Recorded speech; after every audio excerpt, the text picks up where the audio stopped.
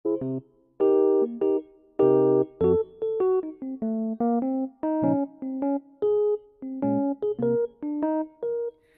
Video में हम देखेंगे क्लास 10th ज्योग्राफी का 4th लेसन एग्रीकल्चर। एग्रीकल्चर जो है ये 4th लेसन है। इसके पहले के जो पहले 3 लेसन्स है वो मैंने कवर कर दिए हैं। पहला है रिसोर्सेज, वो आपको चैनल पे मिल जाएगा। सेकंड है फॉरेस्ट एंड वाइल्ड लाइफ, वो आपको चैनल पे मिल जाएगा। एंड थर्ड है हमारा वाटर रिसोर्सेज, वो भी आपको चैनल पे अपलोडेड है, वो आपको देख सकते हैं। चलो स्टार्ट करते हैं 4th लेसन एग्रीकल्चर। एग्रीकल्चर में हमको देखना रहेगा कि एग्रीकल्चर होता क्या है, डिफरेंट टाइप ऑफ क्रॉप्स को देखना है मेनली। बस हाँ, से पूरा लेसन सारी खेती बाड़ी में निकलने वाला है। हम खुद एक एक टाइप की क्रॉप को उगा कर देखेंगे। एग्रीकल्चर क्या है, एक प्राइमरी एक्टिविटी है। Primary, secondary and tertiary activities हमने इकोनॉमिक्स में समझा हुआ है। Which produces most of the food that we consume. बिल्कुल, एग्रीकल्चर प्रोड्यूस करता है फूड जिसको हम कंज्यूम करते हैं। आगे देखो, agriculture is the broad term for everything that goes into growing crops and raising animals to provide food and materials that people can use and enjoy. Farming, which involves cultivating the land and raising livestock, is one part of agriculture. अब आप देखो, ये agriculture का यही मतलब नहीं है crop की cultivation. Crop cultivation, life stock को मेंटेन करना, ये सारे डिफरेंट टाइप ऑफ एस्पेक्ट्स हैं हमारे एग्रीकल्चर के। ठीक है, लाइफ स्टॉक क्या होता है, जानवरों को बढ़ाना, जानवर जैसे कि गाय भैंसों को चराना लाइफ स्टॉक कहलाता है। ठीक है, तो ये सब एग्रीकल्चर में के अंडर आता है। आगे बढ़ो। India is N agriculturally important country. India है ना एग्रीकल्चरली इंपॉर्टेंट कंट्री है, मतलब पूरे वर्ल्ड में इंडिया जो है एग्रीकल्चर में बहुत आगे है। एंड एग्रीकल्चरल गुड्स का एक्सपोर्ट इंडिया करता है। 2/3 of its population is engaged in it. बिल्कुल, 2/3 of population in India is engaged in agriculture. आगे देखते हैं।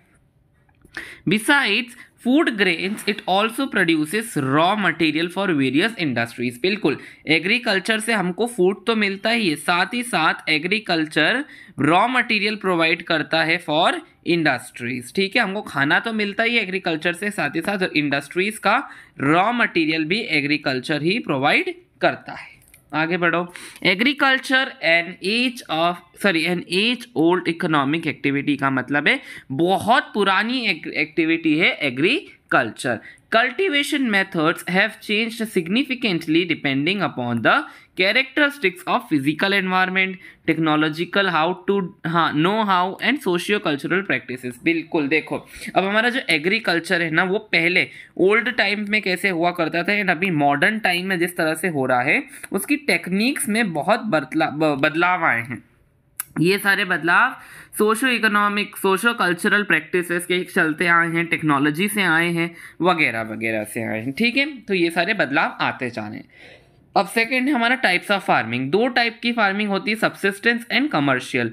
सब्सिस्टेंस के अंदर आती है primitive subsistence and intensive subsistence farming. कोई दिक्कत नहीं है, आराम से समझना। इन कमर्शियल फार्मिंग का एक और टाइप होता है प्लांटेशन फार्मिंग। अच्छे से मैं एक्सप्लेन कर दूंगा, कोई दिक्कत नहीं है। 5 फार्मिंग्स को देखना, वैसे तो मेनली 1, 2, 3 एंड 4 फार्मिंग को हमको अच्छे से समझना है। स्टार्ट करेंगे प्रिमिटिव सब्सिस्टेंस फार्मिंग में। बस इतना समझ लो, प्रिमिटिव सब्सिस्टेंस फार्मिंग करते हैं बेचारे गरीब किसान या फिर छोटे किसान लोग। खुद के किसके लिए करते हैं छोटे किसान का खेती? खुद की कंजम्पशन के लिए, मतलब वो मार्केट में नहीं बेचते। गरीब किसान सिर्फ खुद की कंजम्पशन के लिए प्रिमिटिव सब्सिस्टेंस फार्मिंग करते हैं। आगे देखो, ये practised on small patch of land. बहुत छोटे लैंड में ये प्रैक्टिस की जाती है with the help of primitive tools like hoe, dao, digging sticks and family और कम्युनिटी लेबर की मदद से ये करते हैं। Farming is done for self consumption. खुद की कंजम्पशन के लिए फार्मिंग की जाती है। इसका सबसे अच्छा एग्जाम्पल है स्लैश एंड बर्न एग्रीकल्चर या फिर स्लैश एंड बर्न मेथड। समझ लो, छोटा फार्मर है, उसके पास छोटी जमीन है, वो एग्रीकल्चर करता है सिर्फ और सिर्फ खुद की कंजम्पशन के लिए और ऐसी चीज़ों का प्रयोग करता है जो प्रिमिटिव टूल्स है, यानी पुराने हो, डाओ, यानी कि देख रहे हैं इनके हाथ में लकड़ी के, ये तो शायद तक फर्टिलाइजर डाल रहा है, लकड़ी के टूलों का प्रयोग किया जाता है।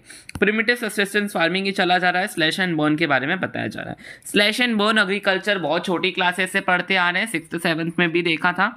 इसमें क्या होता है, जंगल होते हैं बहुत बड़े बड़े, ऐसे फॉरेस्ट होते हैं। ये मैंने पेड़ बनाया है फॉर एग्जाम्पल, अगर आपको मेरी ड्राइंग समझ नहीं आ रही हो, बिकॉज टैबलेट में ड्राइंग करना थोड़ा मुश्किल होता है एज कम्पेयर टू पेपर। ठीक है, वापस से थोड़ा नया पेड़ बना देते हैं। यहाँ पे ये मैंने बना दिए हैं पेड़। तो क्या करते हैं आदिवासी लोग, ये पेड़ों को कट करते हैं स्लैशेस में, और इतना इतना ट्रंक का पार्ट रहने देते हैं वो। फिर इसमें आग लगा दी जाती है, फिर ये एशेस बन जाते हैं। देखिए, सबसे पहले पेड़ों को कट करा इतना इतना छोड़ के, इतने हिस्से जो ट्रंक का बचा उसमें आग लगा दी, उसका ऐश बचा। अब ये ऐश के अंदर ही वो क्या डालेंगे, सीड को सो कर देते हैं। इसी ऐश के अंदर वो सीड की सोइंग कर देते हैं। बारिश से पानी आ जाता है, इन खेती हो जाती है। 2 से 3 साल तक यहाँ खेती करेंगे। फिर जब उस सॉइल की जो है ना न्यूट्रिएंट वैल्यू, न्यूट्रिएंट सॉइल के कम हो जाएंगे, तो इस ज़मीन को छोड़ देंगे एंड दूसरे प्लॉट ऑफ लैंड में चले जाएंगे। उस ज़मीन को छोड़ के कोई दूसरी ज़मीन ढूंढने चले जाएंगे। इस तरह से स्लैश एंड बर्न एग्रीकल्चर किया जाता है। चलो अब एक बार समझ लेते हैं। Primitive subsistence farming slash and burn agriculture is practiced in some parts of India. This type of farming depend upon monsoon. Monsoon पे क्योंकि पानी का इरिगेशन फैसिलिटी नहीं होती है कोई भी, मानसून पे सब डिपेंडेंट होता है। Natural fertility of the soil, बिल्कुल जो सॉइल की नेचुरल फर्टिलिटी होती है ना, उस पे सब डिपेंडेंट होता है। Of the soil and suitability of other environmental conditions to the crops grown. Farmer, अब किस तरह से होती है स्लैश एंड बर्न एग्रीकल्चर, वो इस पार्ट में दिया हुआ है। Farmer clear a patch of land and then shift to a new patch whenever the soil fertility decreases. मतलब एक पैच पे काम करते हैं, इसकी अगर डिक्रीज हुई फर्टिलिटी तो दूसरे प्लॉट पे चले जाएंगे। When the soil fertility decreases the farmer shift and clear a fresh patch to land for cultivation. आगे, shifting allows nature to replenish the fertility of the soil through natural processes। बस अगर वो यहाँ से वहाँ शिफ्ट इसलिए करते हैं ताकि फिर यहाँ तक 10 से 12 सालों में उसकी नेचुरल फर्टिलिटी वापस आ जाती है। उसको झूमिंग बोला जाता है नॉर्थ ईस्टर्न स्टेट्स में, स्लैश एंड बर्न एग्रीकल्चर को। Low land productivity as the farmer does not use fertiliser, बिल्कुल यहाँ की जो लो लैंड प्रोडक्टिविटी यानी कि स्लैश एंड बर्न एग्रीकल्चर में फर्टिलाइजर्स का यूज़ नहीं होता है और मॉडर्न इनपुट्स का भी यूज़ नहीं होता। दैट इज़ वाई जो क्रॉप आती है ना, उसकी प्रोडक्टिविटी कम होती है। Different names of slash and burn agriculture MCQ का बहुत इंपॉर्टेंट टॉपिक है। इसको मेरे साथ में आपको लर्न करना है, बिकॉज अभी मुझे भी ये ढंग से अभी वो लर्न नहीं है। I will also learn with you. देखो ये जो मेवाड़ एंड ये वाले जो है ना, ये तो हमने ना I think so class 9th के हिस्ट्री में भी देखे थे। रेस्ट ऑफ द वर्ल्ड उनको मिल्पा बोला जाता है। मेक्सिको एंड सेंट्रल अमेरिका में कुनुको बोला जाता है। वेनेजुएला में Roca, Brazil, Masole Central Africa, Ladang Indonesia, Ray Vietnam. ठीक है, अब बेवार और दहिया मध्य प्रदेश में, पोडू ओपेंडा आंध्र प्रदेश में, पामा दापी या फिर कोमन बोला जाता है, या फिर ब्रिंगा बोला जाता है ओडिशा में, कुमरी बोला जाता है वेस्टर्न घाट्स में, वलरे और वाल्तरे साउथ ईस्टर्न इन राजस्थान में बोला जाता है, खिल हिमालयन बेल्ट में, एंड कुरुवा झारखंड में। कितने सारे नाम हैं, इतने सुंदर तरीके से यहाँ पर आपके लिखे हुए नाम। अच्छी तरीके से इन सारे ही नेम्स को याद कर लीजिएगा, यहाँ से MCQ आना बहुत कॉमन है। ओके, मैं यहाँ पे वीडियो पॉज करके खुद भी अभी लर्न कर रहा हूँ। मैं चाहता हूँ खुद आप वीडियो पॉज करके अभी पॉज करो वीडियो को एंड ये सारे नाम को लर्न करो। तो आई होप अब नाम आपने याद कर लिए होंगे, मैंने भी कर लिए। वीडियो पॉज करके मैंने नामों पे ब्लू स्लिप लगा दी है। चलो इनको साथ में हम नाम बोलेंगे एक एक करके। इंडिया से शुरू करेंगे एंड देन मैं एक एक करके स्लिप इरेज करूँगा और आप भी नाम अपने मैच करना। मध्य प्रदेश में क्या था, बेवाड़ और दहिया। देखते हैं हमने सही बोला कि नहीं, बेवाड़ और दहिया। आंध्र प्रदेश में पोडू और पेंडा, बिल्कुल सही। ओडिशा में क्या था, पहला तो कोपन, ब्रिंगा एंड हमारा एक तो और क्या था हमारा वो पाड़ा धाबी, हाँ बिल्कुल पामा धाबी। वेस्टर्न घाट्स में कुमारी एंड साउथ ईस्टर्न राजस्थान में हमारा था वालरे और वाल्तरे। हिमालयन बेल्ट पे खिल, झारखंड में हमारा कुरुवा एंड देन मेक्सिको में मिल्पा, वेनेजुएला में कोनुको, फिर ब्राज़ील में रूका और फिर सेंट्रल अफ्रीका में क्या था, मासोल, यहाँ पे आया था इंडोनेशिया के साथ लद्दाख। वियतनाम में आएगा हमारा रे। इतने सारे नाम थे, आई होप आप लोगों ने भी याद कर लिए होंगे। मैं इसको फिर से बैक कर देता हूँ ताकि अगली बार मैं इस PPT से पढ़ूँ तो मैं भी इसी तरह से नेम्स रिवाइज कर पाऊँ। एक सेकेंड, ये और बैक क्यों नहीं हो रहा है? हो रहा है। चलो आगे बढ़ते हैं। इंटेंसिव, अब हमने देखा था पहले प्रिमिटिव सबसिस्टेंस, अब देखेंगे इंटेंसिव। अब नाम में इंटेंस आ रहा है तो आपको भी पता है इंटेंस का मतलब क्या होगा, बहुत heavy production. Practised in areas of high population pressure on land, जहाँ पर हाई पॉपुलेशन होती है ना वहाँ इंटेंसिव सबसिस्टेंस फार्मिंग किया जाता है।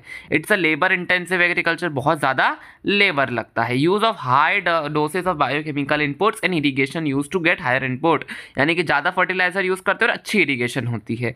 Issue with this type of farming, क्या इशू है? The land is divided into many holdings by the right of inheritance, बहुत इंपॉर्टेंट है। इसके साथ एक इशू है कि देखो इसमें राइट ऑफ इनहेरिटेंस के कारण जो हमारा बिग मास ऑफ लैंड है ना वो छोटे छोटे टुकड़ों में हो जाता है, जिसका फिर बाद में कुछ काम नहीं आता। क्या होता है राइट ऑफ इनहेरिटेंस? हम सभी को पता है क्योंकि सभी इंडिया में रहते हैं। देखो जैसे कि फॉर एग्जांपल ये फादर है, फादर के पास इतना बड़ा ज़मीन का इलाका है, देन अगर हम वो आगे हम मूव करेंगे ना, समझ लो इसके दो बेटे हुए तो इस लैंड के क्या दो इक्वल हिस्से हो जाएंगे। एक सॉरी इतना गंदा स्क्वायर बनाया है मैंने, हाँ इसके दो हिस्से हो जाएंगे, एक ऐसा वाला एक ये वाला। अब समझ लो इन दोनों ही लड़कों के दो दो हिस्से हुए, ठीक है? तो इसका भी क्या हो जाएगा, ये एक छोटा हिस्सा इसका एंड इसका छोटा हिस्सा। मैं ये क्या बना रहा हूँ मैं स्क्वायर की जगह, हाँ ठीक है। ये इतना हाफ में वो डिवाइड हुआ, इसके करना, फिर इसका भी ये भी हाफ में डिवाइड हो जाएगा, तो ये इसका इतना हाफ हो गया, ये इसका हाफ हो गया। अब सोचो इसके 4 बच्चे हो गए, तो भाई ये तो इतने इतने से पार्ट का क्या करेंगे ज़मीन के, आप बताओ खुद ही सोचो। इतने इतने से पार्ट्स का जो एक समय इतनी बड़ी ज़मीन थी वो बाद में जाके इतनी सी रह गई। दैट इज़ वाई ये जो रहती है ना ये राइट ऑफ इनहेरिटेंस यहाँ पर एक बैड रोल प्ले करता है। चलो आगे देखते हैं। आई थिंक तो इसी से पढ़ाना इजी पड़ रहा है, बॉक्सेस बना के पढ़ाना इजी हो जाता है ना। चलो इसी से देखते हैं। Leading to the division of land among successive in generations which has rendered land holding size uneconomical. बिल्कुल, अगर आप इतने से लैंड पे अगर आप फार्मिंग करेंगे तो ये अनइकोनॉमिकल होगा। The farmers continue to make maximum output from the limited land in the absence of alternative source of livelihood. But फिर भी फार्मर जो इतना सा लैंड होता है ना इसी से ही मैक्सिमम आउटपुट निकालने की कोशिश करते हैं। Thus there is intensive pressure on the land, जिसके कारण आप इतने से लैंड पे आप बहुत सारा प्रेशर अप्लाई कर देते हो फॉर मैक्सिमम आउटपुट। आगे बढ़ो। प्रिमिटिव एंड इंटेंसिव का डिफरेंस बिल्कुल आता है एग्जामिनेशंस में। Practised on small patches of land, there यहाँ पर बिगर होते हैं एज कम्पेयर टू दैट, ये वाला कलर लेना पड़ेगा। प्रिमिटिव टूल्स यूज होते हैं, मॉडर्न मशीन्स यूज होती है। डिपेंड ऑन रेनफॉल, बट ये इरीगेशन फैसिलिटीज होती है। मैन्योर इज यूज, यहाँ पर ऐसे राइट क्यों बन रहे हैं भाई, ढंग के राइट बनने चाहिए, हाँ आप सही बने। मैन्योर यहाँ पर यूज़ होती है बट यहाँ केमिकल फर्टिलाइजर्स यूज़ होते हैं। फैमिली मेंबर्स हेल्प करते हैं बट यहाँ लेबर होता है। Low production high production. Only cereals are and other crops are grown, but यहाँ पे variety of crops are grown. Commercial farming पर आते हैं। कमर्शियल फार्मिंग पे देखेंगे इसमें क्या होता है, बहुत ज़्यादा ही अच्छी तरीके से प्रोडक्शन होता है। देखो हमने प्रिमिटिव में देखा था कि खुद के लिए प्रोडक्शन, इंटेंसिव में देखा कि थोड़ा अच्छा प्रोडक्शन होता है, कमर्शियल में सबसे ज़्यादा प्रोडक्शन होता है। Farming done using high dosage of modern input जैसे कि HYV high yielding variety seeds. हमने पालमपुर वाला लेसन क्लास 9th में अच्छे से HYV सीड्स पढ़ा है। केमिकल फर्टिलाइजर्स का यूज़ होता है, insecticides pesticides to obtain higher productivity, ज़्यादा अच्छी क्रॉप के लिए ये सारी मेथड्स की जाती है। The degree of commercialisation of agriculture varies from one region to another. जो डिग्री है कमर्शियलाइजेशन की ऑफ एग्रीकल्चर एक रीजन से दूसरे रीजन पे वेरी करती है। जैसे कि एग्जाम्पल पंजाब में rice is a commercial crop in Haryana and Punjab, but in Orissa it is a subsistence crop. बिल्कुल, जैसे जो स्टेट में एक क्रॉप बहुत ज़्यादा उगाई जा रही है वो दूसरी स्टेट में कम उगाई जा सकती है, और जिस स्टेट में आग ज़्यादा उगा रही है वो कोई दूसरी स्टेट में कम उगाते हैं। जैसे कि राइस जो है वो पंजाब एंड हरियाणा में बहुत उगती है, बट उसी के पास हमारा अगर उड़ीसा जो है ना वहाँ पर राइस सबसिस्टेंस क्रॉप है, बहुत कम उगाई जाती है। आगे बढ़ो। वाई इट्स नॉट मूविंग, हाँ। प्लांटेशंस क्या है, वो कमर्शियल फार्मिंग का एक दूसरा टाइप है। कमर्शियल फार्मिंग में क्या हम अलग अलग टाइप की क्रॉप्स उगाते हैं, बट अगर हम कोई भी एक टाइप की क्रॉप को लंबे लंबे बेल्ट्स में बहुत बड़े सरफेस एरिया में उगाएं तो वो प्लांटेशन कहलाता है। कमर्शियल फार्मिंग और प्लांटेशन में मेजरली यही डिफरेंस है। कमर्शियल फार्मिंग जो होता है ना उसमें डिफरेंट टाइप्स ऑफ क्रॉप उगाई जाती है, डिफरेंट क्रॉप्स। इन प्लांटेशन में only one type of crop को ग्रो किया जाता है। टाइप ऑफ कमर्शियल फार्मिंग का ही टाइप है, बट बस इसमें इसमें सिंगल क्रॉप को ग्रो किया जाता है लार्ज एरिया में, जैसे कि tea, coffee and rubber are the best example of plantation crops. Second देखो, the plantation has an interface of agriculture and industry produced is used raw materials in agriculture based industries. बिल्कुल, यहाँ पर जो भी हम ग्रो करते हैं ना, ये रॉ मटेरियल्स बन जाते हैं फॉर इंडस्ट्रीज। देखिए जैसे कि रबर हम जब ग्रो करते हैं तो वो इंडस्ट्रीज का रॉ मटेरियल होता है। उस रबर से आप टायर बनाओ, उस रबर से आप कुछ और बनाओ, जो भी मन करे। cover large tracts of land using high level of inputs with the help of migrant workers। अच्छे वर्कर की नीड होती है इसमें। Reason for development of plantation, since the production is mainly for market, a well developed network of transport and communication connecting the plantation areas, processing industries and markets plays an important role in the development of plantations। बिल्कुल, अगर आपको plantations को develop करना है तो आपको transportation and communication channels को develop करना पड़ेगा। क्यों? ताकि जैसे ही देखो, ये समझ लो ये फार्म है, यही प्लांटेशन है। प्लांटेशन ने रॉ मटेरियल दिया इंडस्ट्रीज को और इंडस्ट्रीज ने बना के मटेरियल दे दिया मार्केट में। तो ये जो प्लांटेशन की यहाँ तक का ट्रांसपोर्टेशन हुआ, इंडस्ट्री से मार्केट का ट्रांसपोर्टेशन हुआ, इसको डेवलप कर दो ताकि हमारे प्लांटेशंस डेवलप हो सके। In India tea, coffee, rubber, sugar cane, banana etcetera are important plantation crops. कौन कौन सी? Tea, coffee, rubber, sugar cane and banana, ये सारी इंपॉर्टेंट प्लांटेशन क्रॉप्स है। अब आते हैं हम क्रॉपिंग पैटर्न पर। क्रॉपिंग पैटर्न में हम मेनली यही देखने वाले। इतना मज़ेदार चार्ट है ये, हम मुझे पता है सभी लोग याद करते हैं, बाद में भूल जाते हैं, बट फिर भी कभी ना कभी करके याद तो रखना ही पड़ेगा। Rabi, kharif and zaid crop. Rabi, kharif and zaid crop. Kharif जो है ना वो हमारा रेनी सीजन का होता है, रबी विंटर सीजन का होता है। चलो, तो जो रबी क्रॉप है उसको कब उगाया जाता है? अक्टूबर से दिसंबर में। एंड खरीफ क्रॉप जो है वो मई से जुलाई में उगा दी जाती है। इनको हार्वेस्ट कर लेते हैं अप्रैल टू जून में, इनको हार्वेस्ट किया जाता है सितंबर से अक्टूबर। जो मेन समर सीजन आता है उसमें जैद क्रॉप उग जाती है, मार्च से जून तक ये चलती है। क्रॉप देख लो, wheat, barley, paddy, maize and water cucumber. अब मैं चाहता हूं कि ये टेबल को आप मेरे साथ साथ याद करो। आई विल ऑल्सो, मैं भी याद करूंगा, फिर वापस से मैं इस पर ब्लू स्लिप्स लगा दूंगा। हम साथ में बोलकर देखेंगे कि किसने कितना याद किया। चलो पॉज कर लेते हैं वीडियो को। आई होप आपने लर्न कर लिया होगा सारी क्रॉप्स को। मैंने तो कर लिया है, साथ ही साथ चलो अब जवाब देते हैं इन क्वेश्चंस का। जैद क्रॉप से शुरू करते हैं। जैद क्रॉप कब सोन की जाती है? मार्च में। एंड कब उसका हार्वेस्ट हो जाता है? जून में। फिर आगे आते हैं हम रबी।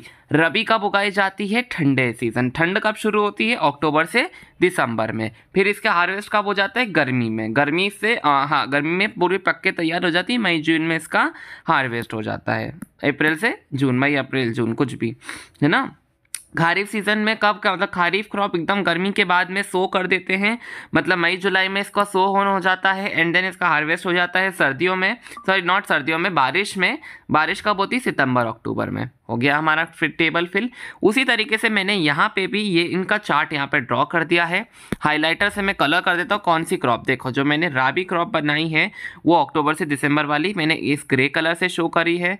एंड हमारा रेड कलर से खरीफ क्रॉप शो हुई है। जैद क्रॉप को मैंने ग्रीन कलर से शो करा है। ठीक है, आपको नोट्स वाले सेक्शन में इस तरह से पूरा आपको चार्ट मिल जाएगा। नेक्स्ट आगे बढ़ते हैं। राबी क्रॉप्स को अच्छे से एक्सप्लेन करके देखते हैं। सो कब की राबी यानी कि हमारा कौन सा सीजन में होती है? ये कौन सा सीजन? मेनली विंटर में। विंटर में इसका ऑनसेट ऑफ विंटर में इसका सोन किया जाता है, हार्वेस्ट किया जाता है अप्रैल यानी कि गर्मियों में। कौन सी major crops? Wheat, barley, peas, gram and mustard, ये मेजर क्रॉप्स है। याद रख लो, गेहूं याद रख लो और हमारा मस्टर्ड याद रख लो। बढ़िया, मस्टर्ड की खेती होती है, पीस की खेती होती है, बार्ली की खेती होती है। Availability of precipitation during winter month help in the success of these crops. अगर जो ठंड में बारिश होती है ना, ये इनकी प्रेसिपिटेशन इनकी हेल्प करता है इरिगेशन में। कहाँ कहाँ ग्रो होती हैं राबी क्रॉप? पंजाब, हरियाणा, उत्तर प्रदेश, जम्मू कश्मीर, उत्तराखंड, हिमाचल प्रदेश। अब देखो मेनली पंजाब एंड हरियाणा में हमारा राबी क्रॉप भी ग्रो होता है, पंजाब एंड हरियाणा में खरीफ क्रॉप भी ग्रो होता है। चाहो तो देखो नॉर्दर्न इंडिया में है ना बढ़िया खेती होती है। पंजाब, हरियाणा, उत्तर प्रदेश, जम्मू कश्मीर, ऊपर चला जाओ उत्तराखंड चला जाओ, हिमाचल प्रदेश। मेनली इतना याद रखा करो, देखो मैप से याद रखो कहाँ से कहाँ खेती होती है। ये हमारा पूरा ऊपर का इंडिया बना रहा हूं मैं ये, ठीक है। ये हमारा इंडिया हो गया। ये है हमारा पूरा नॉर्दर्न साइड हिस्सा। पूरे नॉर्दर्न साइड में जम के खेती होती है। कैसे कह सकते हैं हम जम के खेती होती है? देखो पहले कहाँ, पंजाब, पंजाब आ गया हमारा इधर, देन आगे ये भाई ये ढंग से चल नहीं रहा है, मेन पेन से ड्रॉ कर देते हैं। हाँ, पंजाब आ गया हमारा इधर। आगे देखो हरियाणा, हरियाणा उसके पास में आ गया। उत्तर प्रदेश, ये पूरा उत्तर प्रदेश आ गया। उसके बाद हमारा जम्मू कश्मीर ऊपर आ गया। आगे देखो हिमाचल प्रदेश, हिमाचल प्रदेश इधर आ गया। उत्तराखंड, हमारा उत्तराखंड भी उत्तराखंड ना ऊपर वाली साइड आ जाएगा हमारा, ठीक है। एंड आगे हिमाचल प्रदेश तो सभी को पता है हमारा ऊपर वाली साइड आ जाता है। मतलब पूरा इतने वाला इलाका जो है हिमालयन साइड में राबी क्रॉप्स की खेती होती है, हिमालयन बेल्ट वाली साइड में। इससे आप याद रख सकते हो कि कहाँ खेती होती है। आगे बढ़ो, success of the green revolution. Green revolution नाम में आ रहा है हरे रंग का रिवॉल्यूशन, यानी कि खेती का रिवॉल्यूशन की बात हो रही है। पंजाब, हरियाणा एंड वेस्टर्न उत्तर प्रदेश में and parts of Rajasthan has also been an important factor in the growth of rabi crop in these regions। बिल्कुल यहाँ पर इतना सारा ये होता है, क्या बोलते हैं, ग्रीन क्रॉप्स की इतनी ग्रोथ होती है कि यहाँ पे ग्रीन रिवॉल्यूशन स्टार्ट हो चुका है। खारिफ क्रॉप पे आ जाते हैं। खारिफ क्रॉप मेनली जो है विंटर में, सॉरी नॉट विंटर, जो वो मानसून होता है ना उसके लिए ग्रो की जाती है। ऑनसेट ऑफ मानसून में इनको ग्रो कर दिया जाता है, मई जुलाई में लगा देते हैं। एंड समर के आने से पहले, नॉट समर, इट्स लाइक यहाँ पर हमारा समर आना चाहिए एंड यहाँ मई जुलाई में यहाँ आपका समर आएगा एंड यहाँ आपका मॉनसून आएगा, ठीक है। इंटरचेंज कर लेना, ब्लैक पेन बहुत ज़्यादा वो हो जाएगा। हाँ, यहाँ पे आपका मॉनसून आना चाहिए, यहाँ पे आपका समर आना चाहिए। आप मेंटल चेंज करके दिखा देंगे। मेजर क्रॉप्स क्या ग्रो की जाती है? राइस, मेज, ज्वार, बाजरा, मूंग, तूर की दाल, उड़द की दाल, कॉटन, जूट, सोयाबीन को, ग्राउंडनट, सारी देखो कैसे याद रखो। राइस को बहुत पानी लगता है, राइस याद रख लो। सोयाबीन हम सभी को पता है होती है ठंड, सॉरी बारिश में खेती होती है। एंड सारी मूंग की दाल, तूर की दाल, उड़द की दाल, सारी ज्वार बाजरा, ये सब खारिफ क्रॉप होती है। इंपॉर्टेंट राइस ग्रोइंग रीजन्स कौन कौन से? राइस ग्रोइंग करा जाता है आसाम में, वेस्ट बंगाल में, आंध्र प्रदेश में, Telangana, Tamil Nadu, Kerala, Maharashtra, particularly Konkan coast along with UP and Bihar. आप देखो पूरा इतना ऐसे भारत का यूटिलाइजेशन हो रहा है। भाई मैंने सोच, आप सोच रहे हो कि मैंने क्या बना डाला। देखो भारत बनाया जाए वापस से छोटा सा, भाई ये बहुत अजीब भारत बना है मेरे से पहली बार। हाँ थोड़ा सा अच्छा बना देते हैं। देखो कहाँ कहाँ की बात हो रही, इमेजिन करो दिमाग में। आसाम मतलब हमारा इधर वाला इलाका। आगे देखो वेस्ट बंगाल, यानी कि हमारा ये रहा वेस्ट बंगाल आ गया। आगे आंध्र प्रदेश, ये रहा आंध्र प्रदेश। आगे तेलंगाना, यहीं पर ही है तेलंगाना। केरला, केरला नीचे आ गया। फिर आ गया तमिलनाडु उसके पास में। फिर आ गया महाराष्ट्र, पूरा महाराष्ट्र इतना। एंड हमारा पर्टिकुलरली कोंकण कोस्ट, देखो पूरा इतना भारत यूज़ हो रहा है इसमें, इतना नीचे वाला। एंड हमारा जो राबी था, राबी के लिए हमारा मेनली ऊपर वाला भारत का हिस्सा, यानी कि हिमालयन माउंटेनियस रीजन का यूज़ हो रहा है। अब देखो आप जो भी स्टेट्स बीच में पड़ती ना, अपने मन से आप यूज़ कर सकते हो, ठीक है। ब्लैक वाला हिस्सा फॉर खारिफ क्रॉप्स एंड हमारा जो ये रेड वाला हिस्सा है फॉर राबी क्रॉप्स। अब आपको अच्छे से याद रहेगा। देखो मैं लर्न साइमल्टेनियसली कराता जा रहा हूँ वीडियो के साथ साथ, आप भी लर्न करो पॉज कर करके, ताकि एग्जाम में अच्छे से लिख के आओ। इन स्टेट्स लाइक आसाम में, वेस्ट बंगाल में एंड उड़ीसा के अंदर 3 क्रॉप्स जो होती है of paddy are grown in a year, aus, aman and boro. ये 3 पैडी के ही नाम है, अस, अमन, बारो। साथ में बोल के याद रख लेना, असमन बारो, असअमन बारो, ठीक है। इस तरह से आप पैडी के नाम याद रख सकते हो। जैद क्रॉप पे आते हैं। समर सीजन में इनको ग्रो किया जाता है। In between the rabi and kharif, बीच में हम जैद क्रॉप्स को ग्रो कर देते हैं समर सीजन में। कब शो करी जाती है? बिटवीन राबी एंड, जैसे कि मार्च एंड जून, जैसे ही हमारा मार्च से जून तक इनकी सोइंग होती जाती है। कौन कौन से? वाटरमेलन उगाया जाता है, musk melon, cucumber, vegetables and fodder crops. Sugar cane जो है ना वो ऑलमोस्ट पूरे साल ग्रो किया जाता है, ये डिड यू नो का एक पार्ट है। देखो इसमें अलग अलग फ्रूट्स एंड वेजिटेबल्स ग्रो करते हैं, ये दिमाग में याद रखना। मेजर क्रॉप्स, सबसे ज्यादा IMP part of this whole lesson. एक एक, अब आप बन जाओ फार्मर, एक फसल उगाओ, हम सारी फसल मतलब एक फसल लेंगे और एक एक करके सारी फसलों को उगाएंगे हम लोग, ठीक है। अब एक एक करके आपको राइस देखना है, वीट देखना, एक जितनी फसलें हैं ना सारी हम साथ में देखने वाले 10th क्लास में। चलो राइस से शुरुआत करते। सभी को पता है राइस खारिफ क्रॉप है, मतलब विंटर में, sorry not winter, rainy season में इसका मेनली यूज किया जाता है। चलो अब साथ में हम राइस उगाएंगे। पहली स्टेप, स्टेपल फूड है ये crop of a majority of people in India. बिल्कुल सब लोग खाते हैं चावल, ऐसा कोई इंसान नहीं होगा जो चावल नहीं खाता। इंडिया जो है सेकेंड लार्जेस्ट प्रोड्यूसर है चावल का आफ्टर चाइना। एंड चाइना का चावल आप सभी को पता है कैसा होता है, मेरे को बताने की आवश्यकता नहीं है, बट इंडिया जो होगा मोस्ट अच्छी क्वालिटी का चावल उगाता है। In areas of less rainfall grown with the help of canal irrigation and tube wells. अब चावल जो होता है ना उसको उगाने के लिए पानी की आवश्यकता होती है, तो जहाँ पर रेनफॉल ढंग से नहीं होती ना वहाँ कैनाल इरिगेशन एंड ट्यूबवेल्स की मदद से वहाँ पर भी राइस उगा लिया जाता है।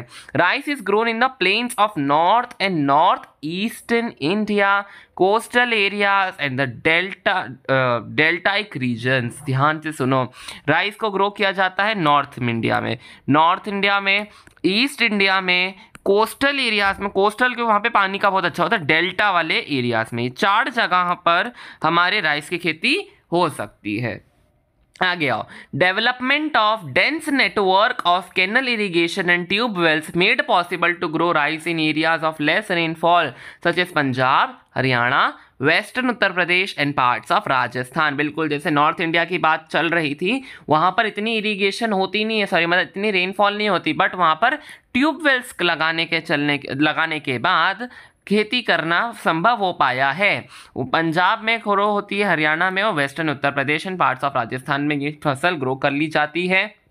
इसकी रिक्वायरमेंट क्या है, अबव 25 डिग्री का टेम्परेचर चाहिए रहता है, हाई टेम्परेचर, हाई ह्यूमिडिटी की चाहिए रहती है, इसलिए इसको मेनली रेनफॉल वाले सीजन में ग्रो किया जाता है।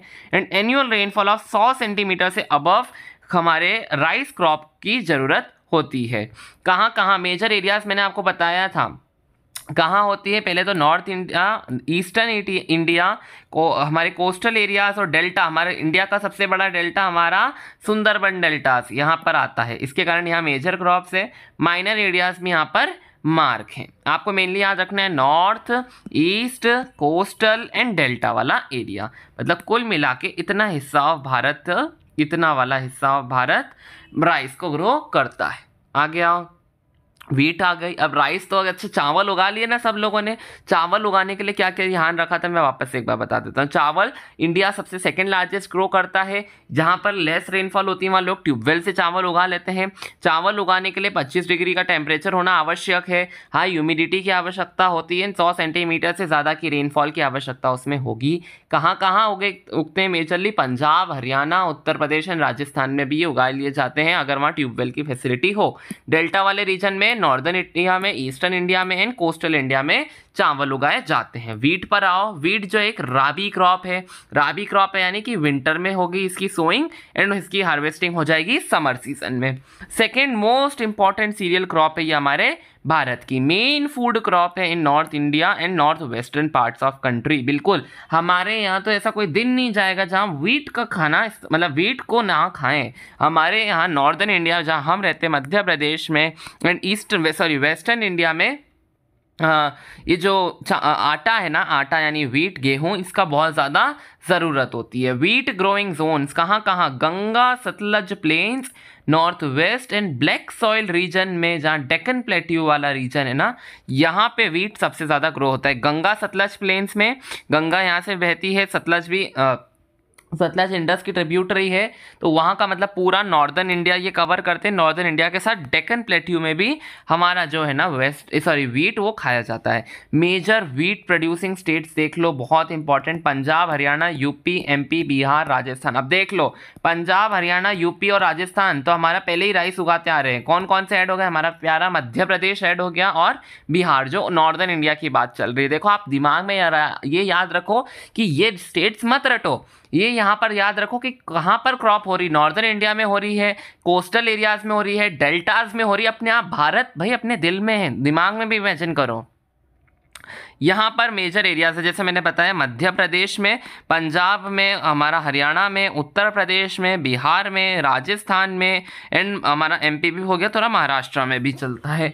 रिक्वायरमेंट क्या है इसकी, कूल ग्रोइंग सीजन है, ब्राइट सनशाइन चाहिए इसको, एंड अच्छा मतलब 25 डिग्री से ऑफकोर्स ब्राइट सनशाइन चाहिए, तो 25 डिग्री से थोड़ा अबव टेम्परेचर लगेगा।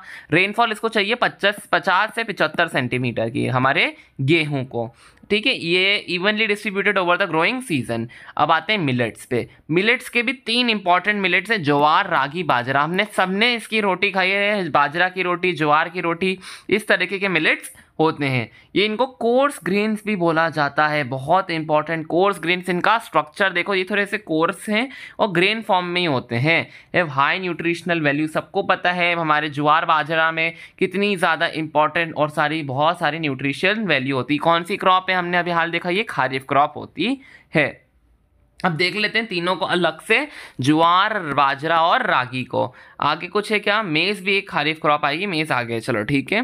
Third most important food crop है with the respect of area and production, it is a rain fed crop grown mostly in moist areas. मैंने बताया खारिफ क्रॉप है, खारिफ यानी कि रेनी सीजन में ग्रो करी जाती है, इसके लिए इसको मॉइस्ट एरियाज की आवश्यकता होती है एंड हार्डली नीड्स इरीगेशन। अब मॉइस्ट एरिया में है ना, बारिश ही इतनी हो रही है, हार्डली इसको कोई इरीगेशन की आवश्यकता होगी। कौन कौन से स्टेट्स में ये ग्रो करती है, कर्नाटका में, आंध्र प्रदेश में, एमपी में एंड महाराष्ट्र में। अब आपके दिमाग में आ रहे होंगे डेक्कन रीजन हमारी कंट्री का, ठीक है। देखो भारत को सबको इमेजिन करते हुए चलना है इस लेसन में।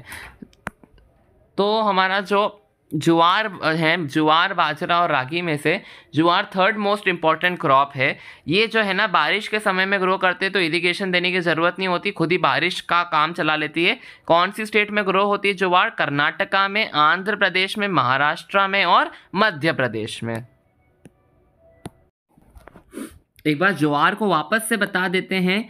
थर्ड मोस्ट इंपॉर्टेंट क्रॉप है ये पूरे के पूरे एरिया ऑफ प्रोडक्शन में देखा जाए तो। ये रेनफेड क्रॉप है, मतलब खारिफ क्रॉप है, सॉरी हमेशा खारिफ के साथ विंटर बोल देता। खारिफ जो रेनी है, रेनी क्रॉप है, मॉइस्ट सॉइल में उग जाती है। कर्नाटका, आंध्र प्रदेश, एमपी, महाराष्ट्र, ये इतना नीचे वाले हिस्से में हो जाती है हमारे इंडिया के। बाजरा देख लो, सैंडी सॉइल्स में अच्छे से ग्रो कर पाती है एंड ब्लैक सॉइल में। अब आपको पता है सैंडी सॉइल कहाँ मिलेगी, राजस्थान। ब्लैक सॉइल कहाँ मिलेगी, गुजरात। और बस उसके आसपास के इलाके डाल दो, उत्तर प्रदेश, महाराष्ट्र और हरियाणा ऐड कर दो। रागी सभी लोगों ने देखा रेड कलरिश कुछ होती है रागी। ज्वार का आटा बनता है, चिड़िया को भी डाला जाता है। बाजरे का आटा बनता है, रागी जो हो उसका भी आटा बनता है। रागी कुछ रेड टाइप कलर की होती है, दैट इज वाई आयरन में रिच होती है, कैल्शियम में रिच होती है, micro nutrients and roughage fibres को बोला जाता है। इन सभी चीज़ों में रागी रिच होती है, ठीक है। मेरे साथ रिपीट करो, ज्वार जो है वो थर्ड मोस्ट इंपॉर्टेंट, बाजरा जो है वो सैंडी काली सॉइल में उगाया जाता है, ये मॉइस्ट सॉइल में। एंड रागी के अंदर iron, calcium, micro nutrients and roughage बहुत होता है। ड्राई रीजन क्रॉप है जहां पर रेड सॉइल हो, ब्लैक सॉइल हो या सैंडी सॉइल हो, लोमी सॉइल हो, शैलो ब्लैक सॉइल हो, यहाँ उग जाती है। आपको पता है ड्राई रीजन क्रॉप है, यानी कि ये जो है हमारे क्या बोलते हैं, ये एचपी क्यों लिखा हुआ है, ये यूपी होगा आई थिंक सो। एचपी क्या होगा, यहाँ तो हरियाणा होना चाहिए। यहाँ पे तमिलनाडु में उगा लेते हैं, कर्नाटका में, अरुणाचल में, झारखंड में, थोड़ा बहुत ही राजस्थान में भी उगती है। ब्लैक सॉइल तो आपको पता है पूरा हमारे एरिया में बहुत सारा ब्लैक सॉइल है, दैट इज़ वाई, ठीक है। कर्नाटका, तमिलनाडु, 2-3 स्टेट्स याद रख लो, इतनी सारी स्टेट्स याद नहीं करनी है। ये हमारी महाराष्ट्र, देखो जो इन सब में कॉमन है वो याद कर लो। जैसे कि हमारा महाराष्ट्र 2 में कॉमन है, एंड हमारा क्या बोलते हैं इसको, मध्य प्रदेश भी आई थिंक सो, ये एमपी होगा। हाँ, मध्य प्रदेश में रागी भी उगती है, बिल्कुल। मध्य प्रदेश 2 याद है इसमें, ये कॉमन हो जाएगा। इस तरह से कॉमन करके आप, कर्नाटका इन दोनों में कॉमन है, ऐसे आप याद कर लो ताकि सारे जो मिलेट्स हैं वो याद हो जाएं। मिलेट्स भी बहुत इंपॉर्टेंट होता है। अब आते हैं हम मेज़ पे। मेज़ यानी कि भुट्टा, यानी कि मक्का। मेज़ को मक्का बोला जाता है। खारिफ क्रॉप है ये भी, मतलब हमारी रेनी सीजन के लिए। Crop used both as food and fodder, हम भी खाते हैं, जानवरों को भी खिलाते हैं। It is in some states like Bihar में maize is grown in rabi season also. बताओ, कहीं कहीं बिहार में ये राबी क्रॉप की तरह भी ग्रो की जाती है। Modern inputs contributed to the more production of maize. बिल्कुल, आजकल मॉडर्न इनपुट्स आ गए तो मेज को हम और अच्छी तरीके से उगा सकते हैं। प्रोड्यूसिंग स्टेट्स कौन सी है, Karnataka, MP, UP, Bihar, Andhra Pradesh and Telangana. Main हम याद रख सकते हैं हमारे खुद के यहाँ उगती है, यानी कि मध्य प्रदेश में, मध्य प्रदेश याद रख लो। कर्नाटका हमारे पास में ही है, ये याद रख लो। नीचे आ जाएगा साउथ में, एंड हमारा उत्तर प्रदेश, ये भी आप याद रख सकते हैं, ठीक है। रिक्वायरमेंट, अब भुट्टे को उगाने की क्या रिक्वायरमेंट है, 21 से 27 डिग्री तक का टेम्परेचर चाहिए। एनुअल रेनफॉल इसको चाहिए 50 से 100 सेंटीमीटर की। हमने याद करा था राइस को कितनी चाहिए रहती, 100 से अबव, और गेहूं को कितनी, 50 से 75। ग्रोज वेल इन एल्यूवियल सॉइल, बिल्कुल जहां अलूवियल सॉइल मिलेगी ना वहां पे मक्का उग पाएगा। आगे आते हैं पल्सेस। पल्सेस यानी दाल, इसमें हमारी मूंग की दाल हो सकती है, मसूर की, पीस की, चने की, उड़द की, तूर की, सब बहुत सारी टाइप की दालें होती है। तो ये सारी ही दालें पल्सेस कहलाती है। अब आप सभी को पता है पल्सेस जो होते हैं वो प्रोटीन्स में बहुत अच्छी होती है और वेजिटेरियन डाइट का बहुत इंपॉर्टेंट पार्ट भी होती है। इंडिया जो है ना लार्जेस्ट प्रोड्यूसर भी है एंड कंज्यूमर भी है पल्सेस का, ये इंपॉर्टेंट एमसीक्यू है। बता दिया प्रोटीन में होती है, वेजिटेरियन डाइट का बहुत इंपॉर्टेंट पार्ट होती है। इसमें मॉइस्चर बहुत कम होता है, ड्राई कंडीशन में मिलती है। मेजर पल्स कौन सी, उड़द की दाल, मूंग की दाल, मसूर की दाल। मूंग वाली ग्रीन जो दाल होती है मूंग होती है, मसूर की यानी काली दाल, पीस यानी कि मटर होता है वो भी पल्सेस का पार्ट होता है, ग्राम यानी चने की दाल होती है। प्रोड्यूस्ड इन मध्य प्रदेश में प्रोड्यूस किया जाता है, राजस्थान और महाराष्ट्र में, बस ये 3 स्टेट्स मेजर प्रोड्यूसर हैं पल्सेस की। कर्नाटका में भी उगाया जाता है, ठीक है। आगे बढ़ो। ये होती है leguminous crops, all these crops except arhar. अरहर यानी तूर की दाल, तो तूर की दाल जो अरहर की दाल होती है इसको छोड़ के सबके सब लेग्यूमिनस क्रॉप्स होती हैं। मतलब लेग्यूमिनस क्रॉप्स क्या होती हैं, ऐसी क्रॉप्स होती है जब आप इनको सॉइल में उगाओगे तो ये सॉइल की फर्टिलिटी को कम करने की बजाय बढ़ा देती है, ये काम करती है लेग्यूमिनस क्रॉप्स। तो क्या होता है फार्मर इसको चेंज करते करते उगाते हैं। जैसे कि अभी कोई उन्होंने ऐसी क्रॉप उगाई जो सॉइल की फर्टिलिटी को बहुत खींच लेती है, तो उसके बाद वो हमेशा लेग्यूमिनस क्रॉप्स को लगाते हैं ताकि लेग्यूमिनस क्रॉप सॉइल की फर्टिलिटी को वापस बढ़ा दे। ये रिस्टोर करती है soil fertility by fixing the nitrogen from the air. Therefore these are commonly grown in rotation, जैसा मैंने आपको बताया, रोटेशन वाला पार्ट बता दिया। Food crops and other grains, अब हमने देख ली जो जो चीजें हम खाते हैं, खाने वाली क्रॉप्स देख ली। अब अदर ग्रेन्स, ये भी शुगर केन देखेंगे, ऑयल सीड्स देखेंगे, ग्राउंडनट देखेंगे, टी देखेंगे, कॉफी देखेंगे, ठीक है। मेनली हम ये देखेंगे, फिर हॉर्टिकल्चर वगैरह आने लग जाएगा। चलो, बहुत सारी फसल अभी उगानी है। अभी तक हमने क्या उगा ली, हमने अभी उगा ली है चावल, गेहूं, उसके बाद हमने देख लिया अलग अलग मिलेट्स, और उसके बाद मेज। मिलेट्स में क्या देखे थे, ज्वार, बाजरा, रागी, 5-6 क्रॉप अभी उगा ली है। चलो शुगर केन उगाते हैं हम।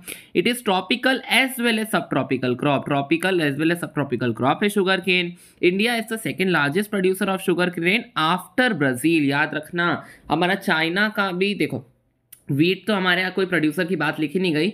राइस जो था ना हमारा इंडिया सेकंड लार्जेस्ट प्रोड्यूसर था। पल्सेस का इंडिया फर्स्ट लार्जेस्ट है, एंड शुगर केन का वापस से इंडिया सेकंड लार्जेस्ट है ब्राजील के बाद।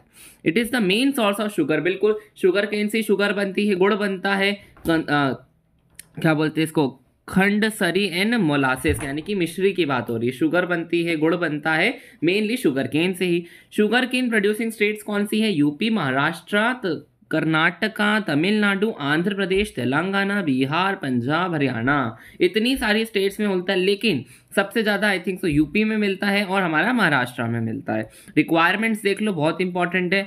इसको हॉट एंड ह्यूमिड क्लाइमेट चाहिए रहता है, इसलिए इसको आप पूरे साल कभी भी लगा सकते हो, पूरे साल भर इसकी खेती चलती है। टेम्परेचर चाहिए रहता है इसको 21 से 27, रेनफॉल 75 से 100, और इरिगेशन जितनी भी रीजन्स में अगर लो रेनफॉल वाली, इसको ज़्यादा इरिगेशन डिपेंडेंट नहीं होती है।